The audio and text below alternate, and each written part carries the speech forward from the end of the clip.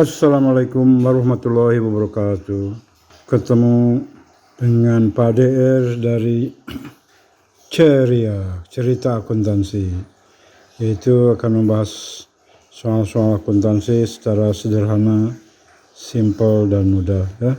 Sehingga akuntansi tidak menjadi momok lagi bagi yang ingin mempelajari. Berbicara akuntansi, kita mulai dari persamaan dasar akuntansi, yaitu yang disebut accounting equation, di mana aset sama dengan liability ditambah equity atau ekuitas. Aset itu harta dalam bahasa Indonesia, liabilities utang, dan M modal, ya. Jadi kalau perusahaan punya aset 1000, berarti kekayaan juga ekuitas 1000, ya. Kenapa sama? Ya karena itu juga, barangnya itu juga. Misalnya seseorang bikin perusahaan dengan menyetorkan kas 1000, berarti aset, ya, asetnya itu kas berupa kas 1000. Terus sumbernya dari mana? Dari ekuitas, dari pemegang saham, misalnya dibeli oleh pemegang saham 1000, berarti sama, ya. Jadi di satu sisi dilihat dari segi entitas punya aset, punya sumber ekonomi 1000, tapi dia punya kewajiban melunasi atau berutang kepada pemegang saham, pemilik perusahaan, karena dipisahkan di akuntansi pemilik sama pengurus. Itu disebut economic entity. Jadi A sama dengan E, AE, tapi kalau kurang modal pinjam, misalnya tadi 1000 pinjam 500, jadi asetnya 1000 tambah 500. Di sebelah kanannya timbul utang, liabilities 500, modal tetap 1000. Jadi pinjam bayar utang tidak merubah modal. Yang merubah modal itu kalau ada laba atau rugi, ya. Bahasa Indonesianya itu hutang sama dengan aset atau harta sama dengan utang ditambah modal. Utang atau hutang, ya. Kadang-kadang pakai H, kadang-kadang tanpa H, ya. Hutang, ya. Nggak masalah, ya. Yang nggak boleh itu pakai K. Pakai H boleh, tanpa H boleh. Yang nggak boleh pakai K, ya. Kemudian dari sini diperluas, aset itu apa aja, terus liabilities apa aja, sifat-sifatnya atau hukum-hukumnya. Aset itu muncul sebelah debit, ya, aset muncul sebelah debit, berkurang sebelah kredit. Kalau liabilities muncul sebelah debit, berkurang sebelah muncul sebelah kredit atau kanan, berkurang atau lenyap di sebelah debit, ya. Debit atau sebelah kiri. Ekuitas sama dengan liabilities, muncul itu atau bertambah sebelah kanan, berkurang sebelah kiri atau lenyap, ya, sebelah kiri atau debit, ya, debit. Ada lagi tambahannya, yaitu revenue dan expense. Expense itu bertambah sebelah kiri, berkurang sebelah kanan, ya. Biaya itu bertambah sebelah kiri. Revenue sebaliknya, bertambah sebelah kiri, berkurang bertambah sebelah kanan, berkurang sebelah kiri. Berkurang itu kalau debit, kalau kredit itu bertambah, ya. Itu sifat-sifat daripada account.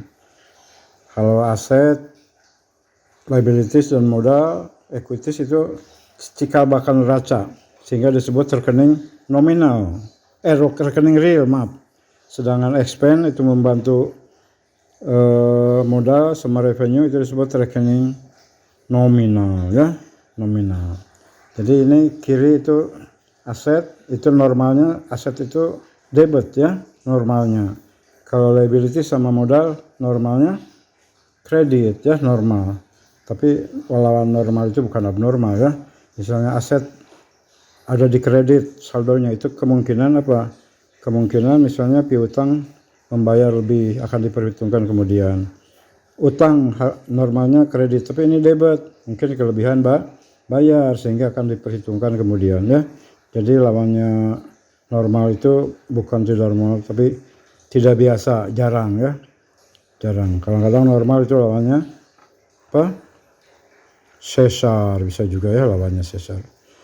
Debit kredit ini ditemukan atau dirintis oleh Pacioli, ya, Luca Pacioli dari Italia, seorang rahib yang nulis buku matematik di dalamnya ada sedikit atau satu bab tentang debit kredit ya. Kalau nggak debit, kredit. Tidak mungkin dekret ya, tidak mungkin kredit ya. Kiri itu debit, kanan itu kredit. Dan saldo itu sisa ya. Pulang kuliah, lapar, nanya ibu ada saldo nasi, itu maksudnya sisa nasi. Ibunya pusing ya, tidak ngerti. Oke, kita bahas soal yang sederhana, bagaimana debit kredit itu mekanismenya seperti apa. Kita ambil suatu contoh di sini. Saya ambil dari bukunya Kisho. Presented below are the following transaction. Transaksi suatu perusahaan. Ini transaksi sudah dipilih, sudah diidentifikasi ya. Pertama, menerbitkan saham 20.000, menerbitkan saham 20.000 ya, ini 20.000. Jadi kita masukkan kemana? Kas 20.000 debit. Ini maaf, kas 20.000. Ini 20.000, kreditnya kapital ya.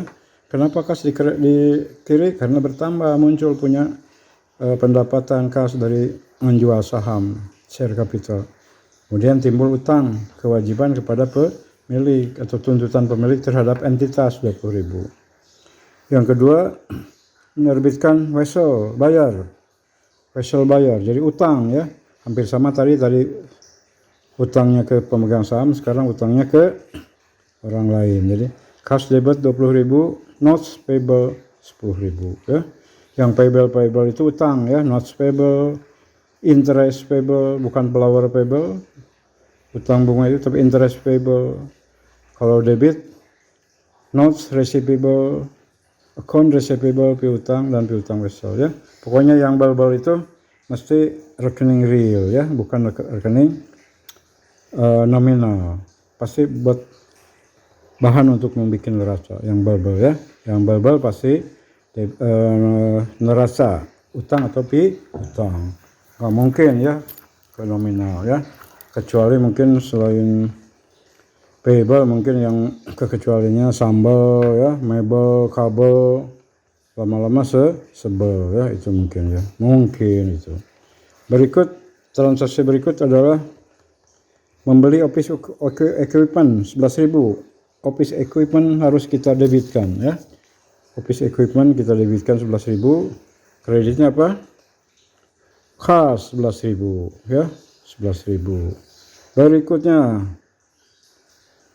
Berikutnya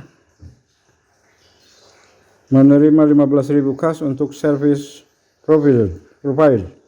Jadi itu kas bertambah 15.000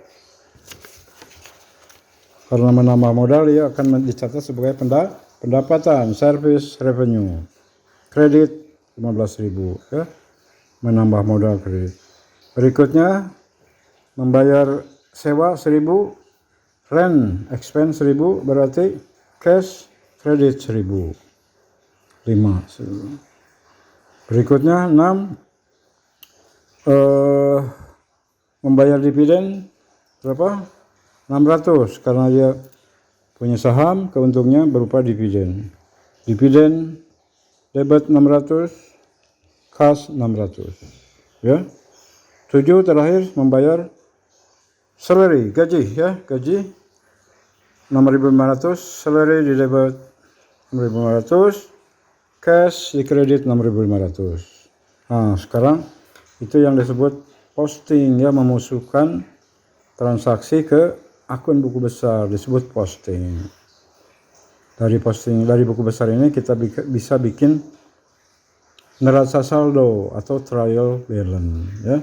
Jadi proses akuntansi menurut para ahli adalah mengidentifikasi transaksi keuangan, terus mencatat di dalam jurnal atau buku harian, dikelompokkan dalam akun buku besar dengan posting tadi, diringkas dalam neraca saldo, baru dilaporkan menjadi laporan keuangan ya.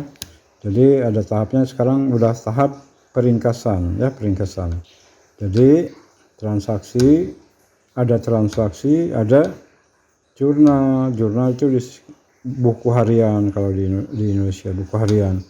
Ledger buku besar ya, buku besar atau BB, trial balance TB. Buku harian disingkat bukhar ya, buku harian nggak usah disingkat lah, langsung aja buku harian. Terus setelah itu kita lihat apa trial balance-nya ya, apakah cocok atau tidak. Trial balance atau neraca saldo itu merupakan proses peringkasan sebelum jadi laporan keuangan. Ini dia neraca saldonya ya. Jadi kas kita hitung tadi, debit kredit berapa, masukkan saldonya debit berarti cash debit 25.900. Share capital tidak berubah 20.000. Notes payable bukan notes receivable itu ya, karena kredit utang. Note payable itu kewajiban atau perjanjian tertulis, utang yang didukung oleh perjanjian tertulis. Ada bunganya berapa, kalau perlu ada jaminannya berapa ya.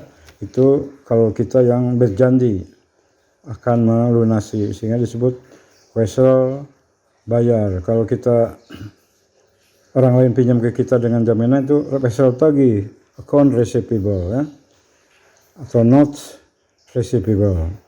Terus office equipment 11.000, tidak ada transaksi lagi. Service revenue kredit 15, rent expense 1.000, dividen 600, salaries 6.500, total 65.000 ya. Pasti sama ya, karena dari awal jurnal debit kredit sama. Kemudian dari sini kita bikin laporan, tahap pelaporan ya. Peringkasan tadi trial balance, sekarang pelaporan. Kita bikin laporan keuangan, yaitu yang pertama income statement ya. Income statement itu statement atau daftar yang menggambarkan berapa pendapatan,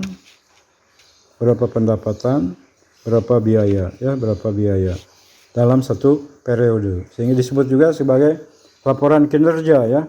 Seberapa jauh kemampuan manajemen dalam mengelola perusahaannya.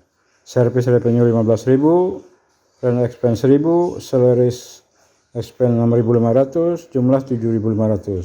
Jadi kalau dikurangi 15.000 kurang 7,5 adalah 7,5 ya, itu net income. Net income before tax. Apa istilahnya? Penyanyi EBIT ya, earning before income tax, EBIT. Kalau ADERA singkatan apa ADERA? ADERA bukan singkatan ya, ADERA anaknya EBIT ya. Kemudian return earning statement, isinya return earning awal tidak ada kebetulan. Net income yang tadi 7,5 bawa ke bawah, dijumlahkan, kosong ditambah 7,5 jadi 7.500 ya. Di sini di garis dulu nih sebetulnya, garis dulu 7.500 dibagikan 600, jadi sisa 6.900.